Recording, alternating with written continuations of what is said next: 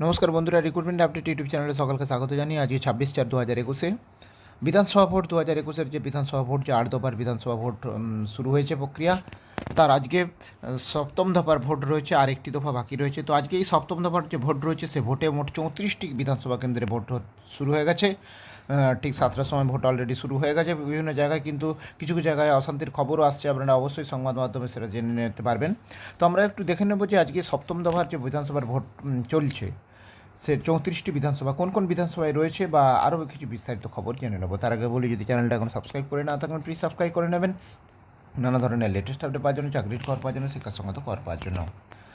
আজ সপ্তম দফায় 34টি কেন্দ্রে ভোট। করোনা সংক্রমণ হু হু করে বাড়ছে, ব্যাপক আতঙ্কের মধ্যে আজ সোমবার রাজ্যের সপ্তম দফা নির্বাচন।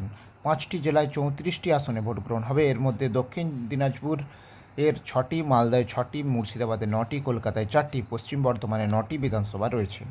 আজ সপ্তম দফায় 11,376টি বুথে মোট 268 জন প্রার্থীর ভাগ্য নির্ধারণ করবেন 81,96,242 জন ভোটার, যার মধ্যে পুরুষ ভোটার রয়েছে 42,07,548 জন, আর 39,88,473 জন মহিলা ভোটার। সেই সঙ্গে 1 লক্ষের বেশি 80 ঊর্ধ্বর প্রবীণ ও 50,919 জন বিশেষ সক্ষম নাগরিকও ভোটাধিকার প্রয়োগ করবেন। ভবানীপুর কেন্দ্রে মিত্র ইনস্টিটিউশনের বুথে ভোট দেবেন মুখ্যমন্ত্রী মমতা বন্দ্যোপাধ্যায়ও। হুইল চেয়ার নিয়ে তার যাতে কোনো অসুবিধা না হয়, তার জন্য কাঠের পাটাতন পাতা হয়েছে। আজকের নির্বাচনে বেশ কয়েকটি হেভিওয়েট প্রার্থীর ভাগ্য নির্ধারিত হবে। তার মধ্যে অন্যতম মমতা বন্দ্যোপাধ্যায় ছেড়ে যাওয়া ভবানীপুর কেন্দ্রের তৃণমূল প্রার্থী শোভনদেব চট্টোপাধ্যায়। তিনি রাজ্যে তৃণমূলের প্রতীকে নির্বাচিত হওয়া প্রথম বিধায়ক এবং সজ্জন রাজনীতিক হিসেবে পরিচিত শোভনদেবের বিপরীতে রয়েছেন বিজেপি প্রার্থী অভিনেতা রুদ্রনীল ঘোষ। রাজ্য মন্ত্রিসভার অত্যন্ত গুরুত্বপূর্ণ সদস্য সুব্রত মুখোপাধ্যায় বালিগঞ্জের বিধানসভা থেকেও ভোট। আজ নির্বাচনী জীবনের হাফ সেঞ্চুরির দোরগোড়ায় দাঁড়িয়েন তিনি, এবং ভারে অনেকটা এগিয়ে রয়েছেন। এবং পাশের কেন্দ্রে রাসবিহারীতেও এবার জমজমাট লড়াই, এবং সেখানে তৃণমূলের হয়ে এই প্রথম বিধানসভা ভোটে প্রার্থী হয়েছেন কলকাতার প্রাক্তন মেয়র পরিষদ দেবাশিস কুমার। তৃণমূলের অপর হেভিওয়েট মন্ত্রী তথা কলকাতার প্রাক্তন মেয়র ফিরহাদ হাকিম এর ভাগ্য পরীক্ষা আজ। তিনি লড়ছেন কলকাতা বন্দর কেন্দ্রে। দক্ষিণ দিনাজপুরের ব্যাপক লড়াই হচ্ছে তৃণমূল ও বিজেপির, এবং গত লোকসভা নির্বাচনে এই জেলায় তৃণমূল কিছুটা বেকায়দায় পড়েছিল। এবার অবশ্য তারা অনেকটা ঘর গুছিয়ে নিয়েছে বলে দলীয় সূত্রে খবর।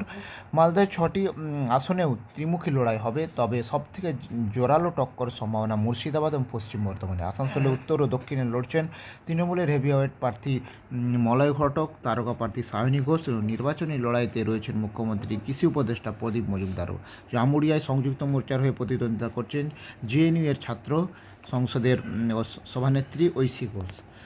শনিবার সন্ধ্যা 6:30 থেকে প্রতিটি বুথের সামনে 200 মিটার পর্যন্ত 144 ধারা কার্যকর হয়েছে, এবং প্রতি বুথেই থাকছে কেন্দ্রীয় বাহিনী। মোট 653 কেন্দ্রীয় বাহিনী দফায় বুথ পাহারা দায়িত্বে, যার মধ্যে আসানসোল দুর্গাপুর পুলিশ কমিশনারেটে 154 কোম্পানি, দক্ষিণ দিনাজপুরে 108 কোম্পানি, জঙ্গিপুর পুলিশ জেলায় 102 কোম্পানি, মালদায় 122 কোম্পানি, মুর্শিদাবাদে 102 কোম্পানি, রায়গঞ্জ পুলিশ জেলায় 2 কোম্পানি, দক্ষিণ কলকাতায় 4টি আসনের জন্য 63 কোম্পানি বাহিনী মোতায়েন থাকছে। অর্ধেক বুথে ওয়েবকাস্টিং, সিসিটিভি, ভিডিওগ্রাফি ব্যবস্থা থাকছে, এবং ভোটে নজরদারি থাকছেন 41 জন পর্যবেক্ষক।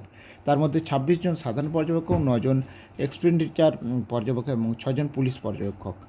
কলকাতার 4টি কেন্দ্রে 80 ঊর্ধ্ব প্রবীণ এবং বিশেষ সক্ষম ভোটারদের সুবিধার্থে উবের ক্যাবের ব্যবস্থা করছে নির্বাচন কমিশন, এবং ভোটের দিন বুথে যাওয়া যার জন্য তাদের 200 টাকা করে দেওয়া হবে। অবশ্য তার জন্য 1950 ডায়াল ফ্রি নম্বরে ফোন করতে হবে সংশ্লিষ্ট ভোটারকে। তাকে একটি প্রোমো কোড দেওয়া হবে, তা ব্যবহার করে অ্যাপ ক্যাব বুক করা হলে বুথে যাওয়া আসার সময় 200।